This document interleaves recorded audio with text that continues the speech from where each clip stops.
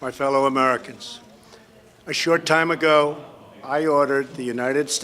ich habe den amerikanischen Streitkräften befohlen, Präzisionsschläge gegen Ziele durchzuführen, die mit den Chemiewaffen von Syriens Diktator Bashar al-Assad in Zusammenhang stehen.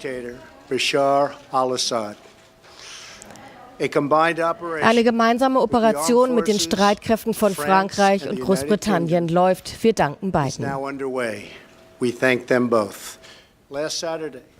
Letzten Samstag hat das Assad-Regime wieder Chemiewaffen eingesetzt, um unschuldige Zivilisten abzuschlachten, diesmal in Duma nahe Damaskus.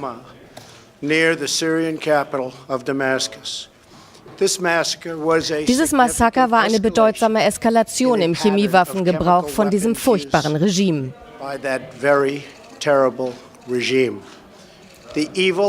Diese böse und verabscheuungswürdige Attacke hat dazu geführt, dass Mütter und Väter und Kinder unter Schmerzen nach Luft ringen.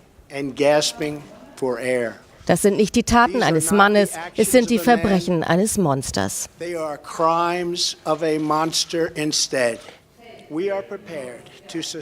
Wir sind bereit, diese Antworten fortzuführen, bis das syrische Regime aufhört, verbotene Chemiewaffen einzusetzen. Ich habe auch eine Botschaft an die beiden Länder, die am meisten dafür verantwortlich sind, das verbrecherische Assad-Regime zu unterstützen, auszurüsten und zu finanzieren. Iran und Russland frage ich, welche Nation möchte etwas mit einem Massenmörder von unschuldigen Männern, Frauen und Kindern zu tun haben? Die Nationen der Welt können nach ihren Freunden beurteilt werden.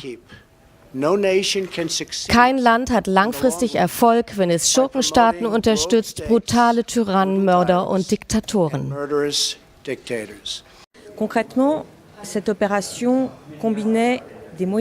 In diese Operation waren sowohl Marine- als auch Luftwaffeneinheiten eingebunden. Multimissionsfregatten wurden im Mittelmeer eingesetzt. Zur selben Zeit starteten Luftangriffe von mehreren Basen in Frankreich mit Ziel syrische Küste.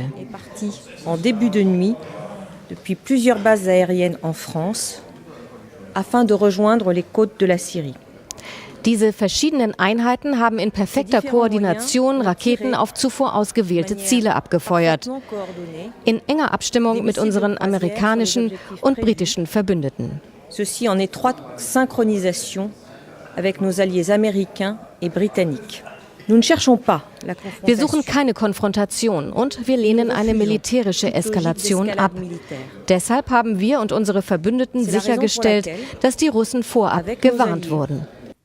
Nous avons veillé à ce que les Russes soient prévenus en amont.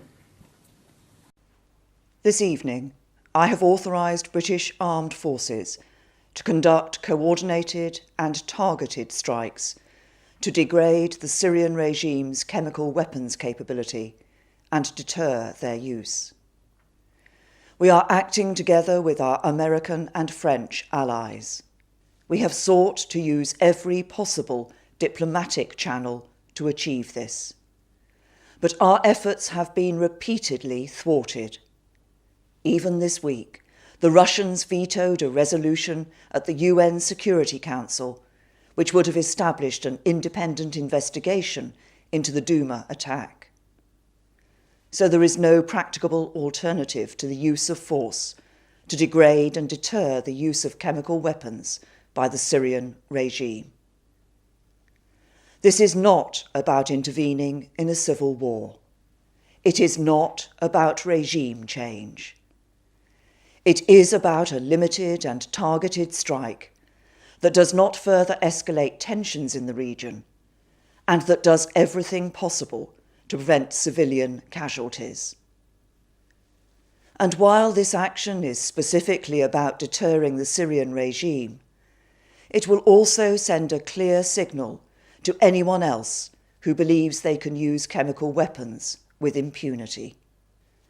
This is the first time as Prime Minister that I have had to take the decision to commit our armed forces in combat, and it is not a decision I have taken lightly.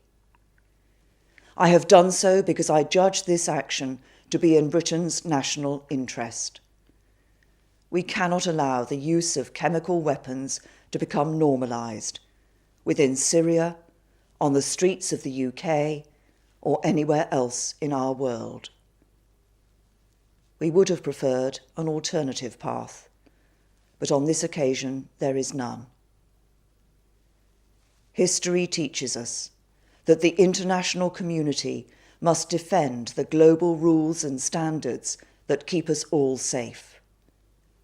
That is what our country has always done, and what we will continue to do.